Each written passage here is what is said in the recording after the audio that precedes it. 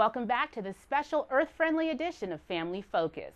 How Green is Fort Hood is a series where I take on the task of finding out some of the efforts in use on post that affect our environment. In this first segment, I didn't have to go far to kick off my journey of taking green to the extreme. Take a look. 40 years ago, the first ever Earth Day was celebrated as thousands of events were planned across our nation to bring awareness to the important factors affecting our planet. Issues like water conservation, climate control, even alternative fuels are all brought to the forefront. Each week, watch as I take you on a journey around our post. The goal? To find out exactly how green is Fort Hood. We start our journey here, 3 Corps headquarters, inside my office. Do the people I work with really know how to protect the environment? Let's go see. Let's start with the basics. What is being green? Well, being green is really about being conscious about the environment, helping the environment. And I think here at 3 Corps PAO, we do a pretty good job of being green. Our office is green to an extent. We waste a lot of paper. We flat out do. But I think that's the nature of the beast here, because we are in the information business. In terms of paper usage, the U.S. alone uses 4 million tons of paper annually. That's about 27 pounds per person. Public affairs could save money by printing on both sides of the paper. Do you think our office is environmentally conscious at all, the way that we operate in here? I would say the recycling part, yes. The computers on all hours of the day is probably not the best idea. The Department of Energy suggests shutting off your monitor if you're not going to use it for more than 20 minutes. But as an office, there are some things that help our efforts to improve the planet.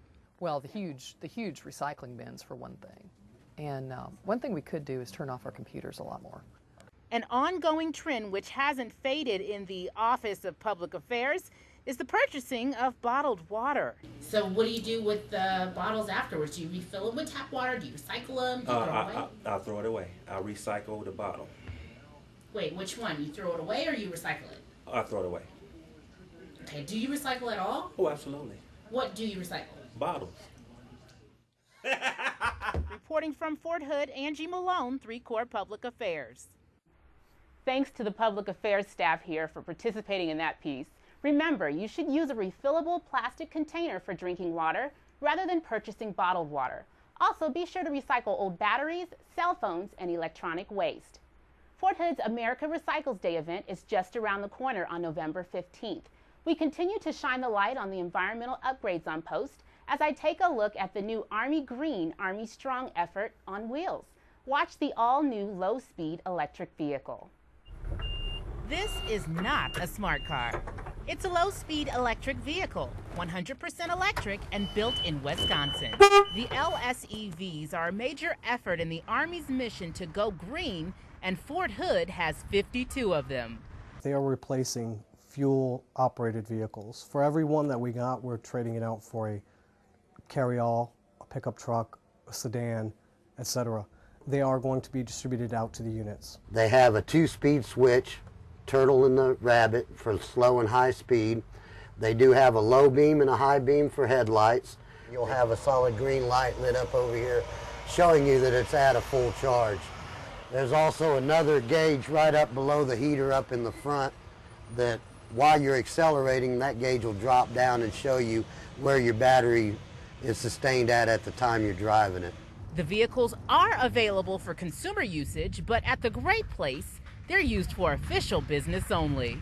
Most efficient use would be in a brigade area. Say you need to go to the motor pool, you need to run your distribution to the different BCTs in a division, or if you need to, you can, as a brigade commander, drive to your meetings, attending meetings at the 3 Corps building or wherever it should be. This new innovation of transportation is reducing the Army's fuel consumption and budget. On a normal NTV, GSA charges us for mileage, and fuel is incorporated into that mileage rate.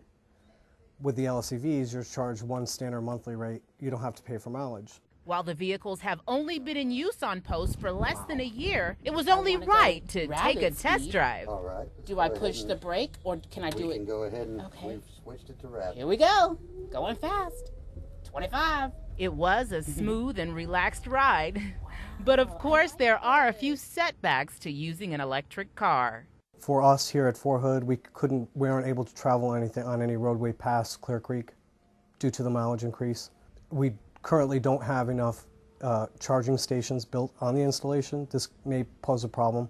Leaning towards becoming a global guardian yet? Borrowing the e-car for your organization is painless. They can submit a memorandum for request for a vehicle through the operations contract here at the TMP. Reporting from Fort Hood, Angie Malone, 3 Corps Public Affairs. The Army Go Green movement is blazing full speed ahead with this month's America Recycles Day activities kicking off at the Fort Hood Recycle Center. The How Green is Fort Hood series wraps up by taking an in-depth look at sustainability on Fort Hood. Check out what I learned. The scenic views within Central Texas show a natural habitat which is important to be shared by animals and mankind. Fort Hood officials have a clear plan of how to keep our environment sustainable for years to come. We want to make sure we sustain the resources that the American public has entrusted to us so that it's there available for future generations and we don't use it up. In essence, we can't call FedEx or UPS and order another globe, another Earth. We have to use the one we have. So. Sustainable green building efforts are gaining momentum on Fort Hood, and there's no sign of it slowing down. This is AgriBoard, a material made from compressed wheat straw. The plant is located within 500 miles of Fort Hood, making it more sustainable. It's nearby. Workers put up this 2,400 square foot building in just one day. We take a lot of our petroleum, oil, and lubricant contaminated soil, and we remediate it so that it can be used on the landfill cover. Basically just taking out a lot of that POL product so that it can be put back into